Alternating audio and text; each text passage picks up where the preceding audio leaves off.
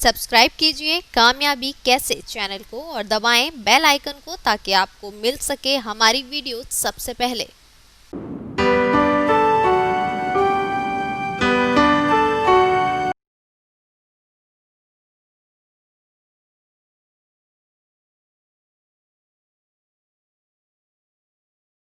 दोस्तों नमस्कार। मैं श्याम सुंदर पाठक, असिस्टेंट कमिश्नर। आज मैं डिस्कस करूंगा दोस्तों ब्यूरोक्रेसी की जो क्रिटिक्स हैं, कमियां हैं, आलोचना हैं, उनके विषय में। जैसा कि मैं कई बार कह चुका हूं कि किसी भी थ्योरी की किसी भी सिद्धांत की आलोचना आप तभी कर सकते हैं जब आपने उस सिद्धांत को पूरी तरह से आत्मसात कर लिया हो, समझ लिया हो। तो एक बार फिर से जब हम आलोचनाएं करें तो उससे पहले मेरा आपसे अनुरोध है कि जितनी वीडियो आपने ब्यूरोक्रेसी के विषय में मैंने बनाई हैं उन्हें एक बार ज़रूर पूरा देख लें, एक बार फिर से पूरा देख लें, तब आपको उसकी आलोचना समझने में मदद मिलेगी।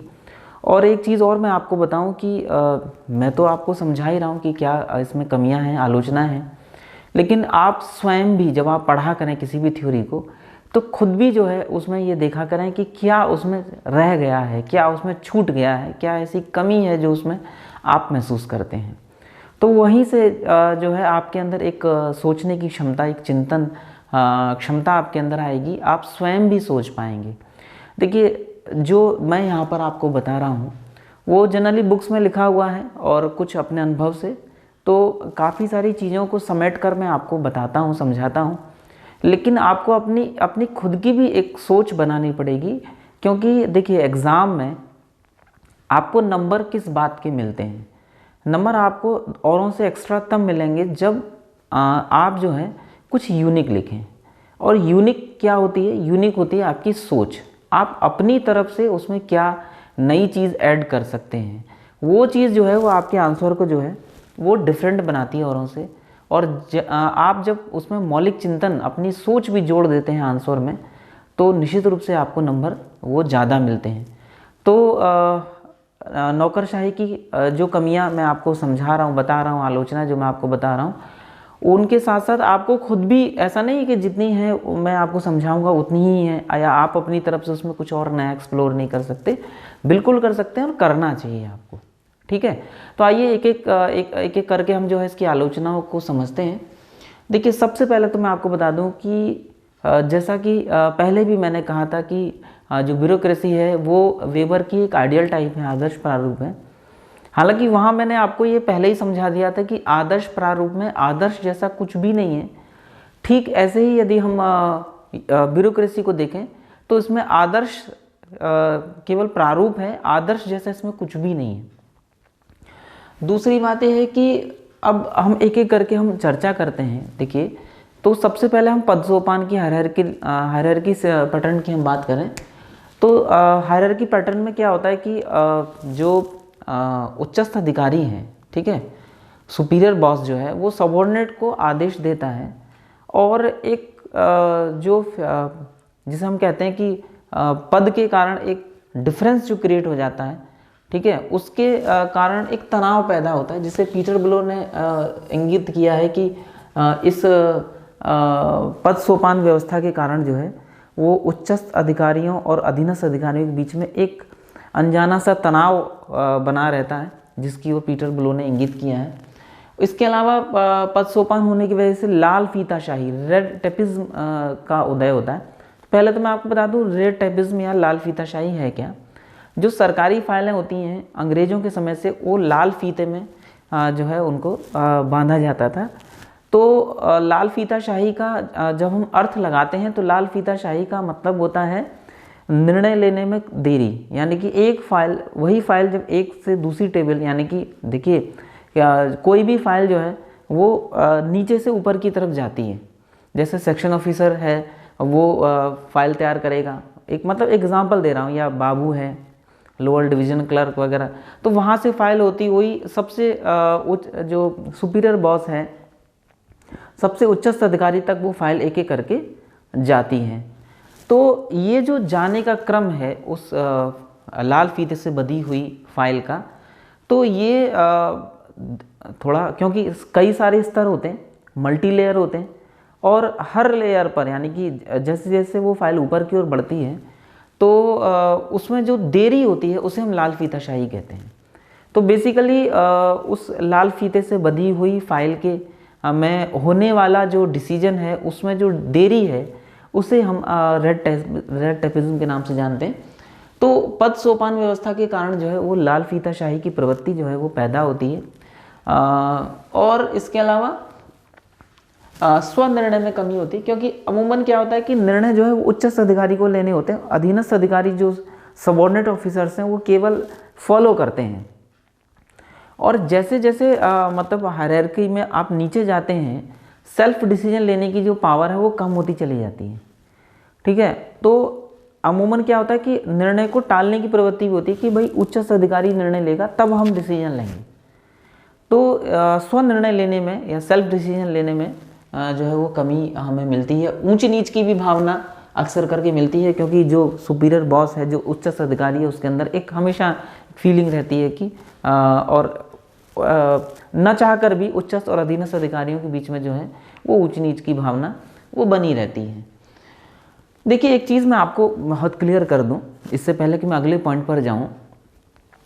बेसिकली जब हम ब्यूरोक्रेसी की आलोचना कर रहे होते हैं तो हम वेबर मॉडल की बेसिकली आलोचना नहीं कर रहे होते हैं। वो वर्तमान में ब्यूरोक्रेसी के अंदर नौकरशाही में क्या हो रहा है हम उसकी आलोचना कर रहे होते हैं। बेसिकली जो मॉडल उसने जो दिया है उस मॉडल को उसने जो मॉडल उसने दिया और आजकल जो हो रहा है हम एक्चुअली उसका कंपैरिजन करते हैं, उसके आधार पर हम पता लगाते हैं कि क्या कमियां हैं। इसी तरीके से नौकरशाही में आपने एक चीज़ गौर की कि जितने भी नियम कानून हैं, ठीक है, वो एक तो रिटन है प्लस उनका स्ट्रिक्टली फॉलो उनको किया जाता है। किसी भी क्रम में हम जो प्रक्रिया है, जो प्रोसेस है, जो नियम है, जो कानून है, उसका उल्लंघन नहीं कर सकते। और कई बार आपने देखा भी होगा कि नियम कानून का फॉलो न करने की वजह से किसी अधिकारी को पनिशमेंट मिला। तो ब्यूरोक्रेसी में सबसे बड़ी जो आलोचना जिसके कारण उसकी की जाती है कि जो टारगेट है, जो लक्ष्य है, ठीक है, जिस उद्देश्य की प्राप्ति के लिए उस संगठन का निर्माण किया गया, ऑर्गेनाइजेशन का निर्माण किया गया या किसी नियम उसको बनाया गया पॉलिसी को, तो उस पॉलिसी का, उस योजना का जो उद्देश्य था, ठीक है, जो लक्ष्य था, वो लक्ष्य जो है वो सेकेंडरी हो जाता है और नियम कानून का जो पालन करना है वो प्राइमरी हो जाता है। एक छोटा सा एग्जांपल लूँ, जैसे एक मतलब मान लो एक कोई पुल बनना है, कोई सड़क बननी है। अब उस सड़क को बनने के लिए या कोई मतलब हमें आवासीय योजना बनानी है तो उसके लिए टेंडर जारी हुआ। अब जो उसका उद्देश्य था कि भाई गरीब वर्ग के लोगों के लिए हमने कुछ आवासीय कुछ मकान बनाने हैं, तो इस उद्देश्य को लेकर एक टेंडर जारी हुआ कि भाई कौन कौन इसमें जो है उसको मतलब इस कार्य को अपने हाथ में लेगा। तो टेंडर जारी किया गया। अब मान लो उस पूरी प्रक्रिया में कहीं भी कोई जरा सी भी त्रुटि रह गई तो वो पूरी प्रक्रिया जो है वो कैंसिल हो जाती है और जो उद्देश्य था, मुख्य उद्देश्य था, वो सेकेंडरी रह जाता है। तो लोग मतलब प्रशासन में नौकरशाही की जो मुख्य आलोचना है वो इसी कारण से है कि इसमें जो नियम कानून है जो वो साधन है बेसिकली, ठीक है, they are the mean to achieve that goal. उस गोल को अचीव करने में ये जो नियम कानून है ये साधन का काम करते हैं कि आप इस गोल को अचीव करेंगे, ये टारगेट है, और उस गोल को अचीव करने में ये जो नियम कानून है ये साधन का काम करेंगे। जैसे आप मान लो आपको मतलब दिल्ली जाना है तो आप का दिल्ली जाना टारगेट है। अब आप कार से जाते हैं, हवाई जहाज से जाते हैं, ठीक है, रेल से जाते हैं, किससे जा रहे हैं वो आपका साधन है।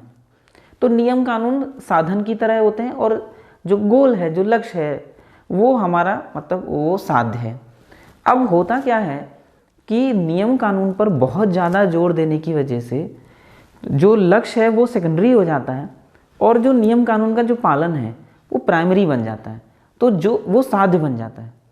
तो जो बेसिकली साधन था साध्य तक पहुंचने का, वही साधन जो है वो साध्य बन गया।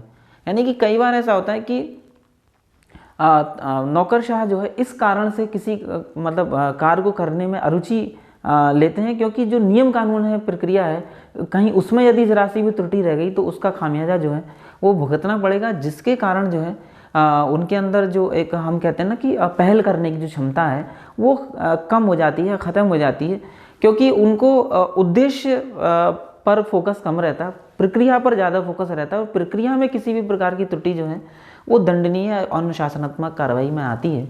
इसी कारण से नौकरशाह जो हैं वो डिसीजन लेने में कहीं ना कहीं कतराते हैं। तो नियम कानून जो है वो बेसिकली साधन ना होकर साध्य बन जाते हैं, और जिसके कारण लक्ष्य जो है वो स्थापित हो जाता है। यानी लक्ष्य तो कुछ और था लेकिन लक्ष्य बन गया कुछ और। ठीक है, तो ये एक प्रॉब्लम जो है वो ब्यूरोक्रेसी की बहुत बड़ी आलोचना के रूप में सामने आता है। इसके अलावा जो प्रेरणा देने वाले जो फैक्टर्स हैं वो इकोनॉमिक हैं, आर्थिक हैं, जैसे कि वेतन और पेंशन। तो वेबर ने सिर्फ वेतन और पेंशन का जो इकोनॉमिक फैक्टर है, जो आर्थिक कारक है, केवल उसी के बारे में बताया है।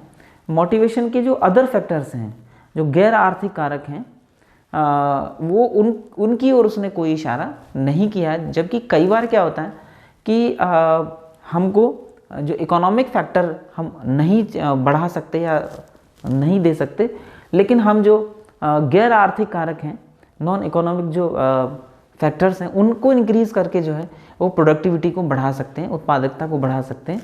तो इन फैक्टर्स की ओर उसका जो है वो कोई ध्यान नहीं है। एक और जो बहुत बड़ी आलोचना इसकी की जाती है कि उसने कहा है कि एक नौकरशाह को तटस्थ और अनाम होना चाहिए। तटस्थ मतलब उसको किसी भी चीज़ में नहीं पड़ना है, किसी विचारधारा के चक्कर में नहीं पड़ना, तटस्थ रहना है, और अनाम रहना। अनाम मतलब वो किसी कार्य को नाम के लिए नहीं करता, वो किसी कार्य को इसलिए करता है क्योंकि वो इस कार्य के लिए नियुक्त किया गया है। तो तटस्थता और अनामता जो है वो किसी भी नौकरशाही का आवश्यक गुण है। उसको किसी पॉलिटिकल पार्टी का समर्थन नहीं करना है, उसको किसी विचारधारा का समर्थन नहीं करना है, उसको बिल्कुल तटस्थ रहना है। ठीक है, जो भी सरकार का कार्य है, केवल उस कार्य का जो है संपादन करना, बिना किसी जो है मतलब किसी के सापेक्ष हुए या बाइस्ड हुए, उसको निरपेक्ष भाव से जो है वो उस कार्य को संपादित करना है, और किसी नाम के लिए उसको वो काम नहीं करना है, अनाम रहकर करना है। ठीक है, तो बेसिकली इन जब हम दोनों की बात करते हैं तो व्यवहारिक रूप से आप महसूस करते हैं कि ये बहुत ही कठिन होता है, क्योंकि हर व्यक्ति की कोई ना कोई जो है किसी न किसी के प्रति उसका झुकाव होता ही होता है। तो और इसी के साथ साथ ऐसा भी नहीं है कि कोई भी व्यक्ति जो है वो नाम के लिए काम नहीं करता। प्रत्येक व्यक्ति को जो है वो अपना नाम, उसका सम्मान बढ़ता है तो उसको अच्छा लगता है। तो ये जब हम वेबर कहता है कि एक नौकरशाह को तटस्थ और अनाम होकर काम करना है, तो कहीं ना कहीं जो है हम देखते हैं कि व्यवहारिक रूप से जो है वो ये संभव नहीं होता। इसके अलावा हम देखें तो ये जो नौकरशाही का जो ये मॉडल है, बेसिकली ये डेवलप्ड कंट्री के लिए है। वैसे भी उसने ये जो मॉडल तैयार किया था ये जर्मनी के लिए किया था। तो आप देखेंगे तो ये जो मॉडल है वो डेवलप्ड कंट्री के लिए तो ठीक है, लेकिन विकासशील देश जो हैं, डेवलपिंग कंट्री जो हैं, उनके लिए ये जो है वो एप्लीकेबल नहीं है। और वहाँ पर आके FW रिक्स ने जो है वो विकासशील देशों के नौकरशाही मॉडल की आलोचनाएं की हैं, जिसे मैं आगे कराऊंगा। जब मैं आपको रिक्स पढ़ाऊंगा तो उसने किन किन कमियों की ओर ध्यान दिया है विकासशील देशों के, क्योंकि वो स्वयं चीन से थे और चीन उस समय एक विकासशील देश था। तो उसने विकासशील देशों के लिए नौकरशाही में जो कमियां हैं उनकी ओर इंगित किया है। तो अभी मैं उसको यहाँ डिटेल में नहीं पढ़ा रहा, क्योंकि वो हम बाद में रिक्स को बहुत अच्छे से पढ़ेंगे। तो ये जो है विकासशील देशों के लिए उसने उसकी कमियों को इंगित किया है। इसलिए हम कह सकते हैं कि विकासशील देशों के लिए वेबर का जो मॉडल है ये बहुत एप्लीकेबल नहीं है। इसके अलावा रॉबर्ट मॉर्टन ने भी इसकी आलोचना की है, और उसकी आलोचना का कारण है अत्यधिक कार्यभार। अत्यधिक कार्यभार के कारण जो है और इसके साथ साथ नियम मानने को एक बाध्यता रहती है कि आपको नियम को फॉलो करना है। तो एक तो कार्य की अधिकता, और उसके साथ साथ हर हाल में जो नियम है, कानून है, जो प्रक्रिया है, उसको मानने की बाध्यता जो है, इसके कारण जो है वो कहीं ना कहीं व्यवहार में जो है वो नियमबद्धता आ जाती है। यानी कि नियम को ही फॉलो करता है, कभी कभी ऐसा होता है कि हमें नियम को दरकिनार करके किसी वंचित या गरीब वर्ग के व्यक्ति के लिए मदद करने की आवश्यकता होती है, लेकिन नियम पर बहुत ज़्यादा आबद्ध या बेस्ड रहने के कारण जो है उसका लाभ उसको नहीं मिलता, क्योंकि उसके आचरण में जो है वो ये आ जाता है, क्योंकि उसको नियम मानने के लिए मतलब बाध्यता होने के कारण वो उसके आचरण में आ जाता है। इसके साथ साथ व्यवहार में कठोरता और रक्षात्मक प्रवृत्ति, डिफेंसिव प्रवृत्ति आ जाती है, क्योंकि मैंने आपको समझाया डिफेंसिव होने के रीजन क्या हैं बेसिकली। इसके अलावा आप देखेंगे तो एम्फसाइज ऑन फॉर्मेलिटी, औपचारिकता पर बहुत ज़्यादा बल रहता है। पूरी जो नौकरशाही है उसमें जैसा कि मैंने आपको बताया कि जो हायरार्की पैटर्न है, जो पद सोपान व्यवस्था है, उसमें हर चीज़ बिल्कुल फिक्स है कि आप किस तरह से व्यवहार करेंगे, और यहाँ तक कि जो लेटर लिखे जाते हैं उनकी जो शब्दावली है, ठीक है, उनमें जो शब्द प्रयोग किए जाते हैं वो भी बिल्कुल सेट पैटर्न में किए जाते हैं। हर चीज़ बहुत औपचारिक रूप से होती है। अनौपचारिकता यानी इनफॉर्मेलिटी का लगभग ना के बराबर स्थान होता है, या यूँ कहें कि कोई स्थान नहीं होता है। तो फॉर्मेलिटी पर बहुत ज़्यादा जोर होता है, और फॉर्मेलिटी पर बहुत ज़्यादा एम्फसाइज करने की वजह से बाकी तत्वों की जो है वो उपेक्षा हो जाती है, ठीक है, अदर फैक्टर्स की जो है वो उपेक्षा हो जाती है। और यही कारण है कि इसको मशीनी सिद्धांत या मशीनरी थ्योरी कहा जाता है, मैकेनिकल थ्योरी कहा जाता है। वो मैकेनिकल इसलिए कहा जाता है क्योंकि इसमें मनुष्य को एक मशीन माना गया है। देखिए, वेबर क्या कहता है कि एक व्यक्ति तटस्थ रह के काम करेगा, अनाम रह के काम करेगा, अपने नाम के लिए नहीं करेगा, प्लस वो वस्तुनिष्ठ होगा, ऑब्जेक्टिव होगा, यानी उसके लिए नियम कानून ही सर्वोपरि होगा, ना कि मनुष्य, ठीक है ना। इसके अलावा इम्पर्सनल होगा।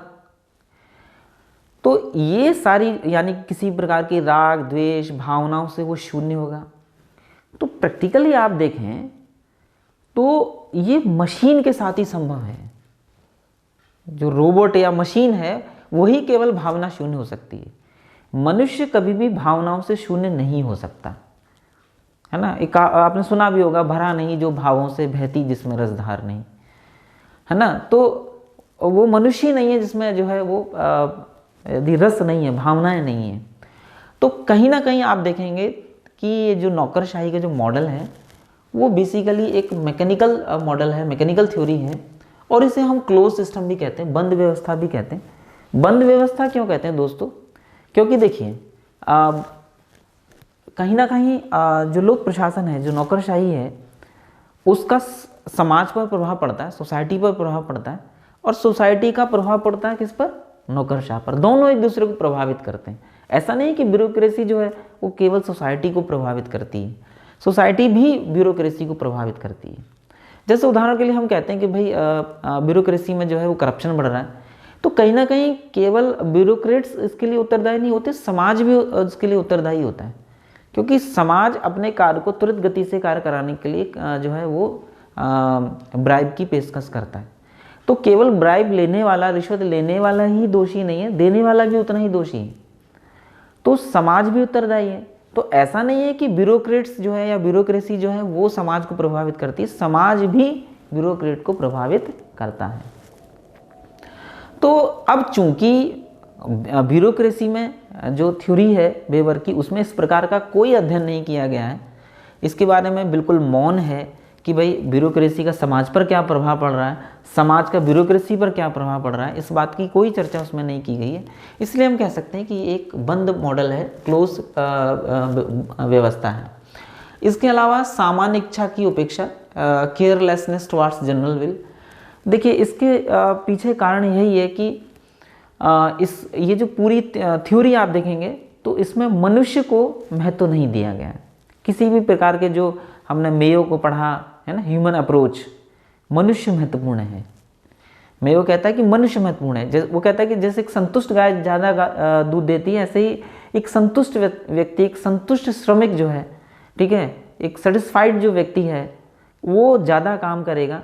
तो इसके लिए उसको केवल हमें इकोनॉमिक फैक्टर ही नहीं देने, ठीक है, आर्थिक कारकों को ही प्रेरित नहीं करना, अनार्थिक कारक जो हैं या गैर आर्थिक कारक जो हैं वो भी कहीं ना कहीं व्यक्ति को प्रेरणा देते हैं, जैसे मान सम्मान, ठीक है। तो इस तरीके के किसी फैक्टर की चर्चा जो है वो ब्यूरोक्रेसी के इस सिद्धांत में नहीं की गई है ना।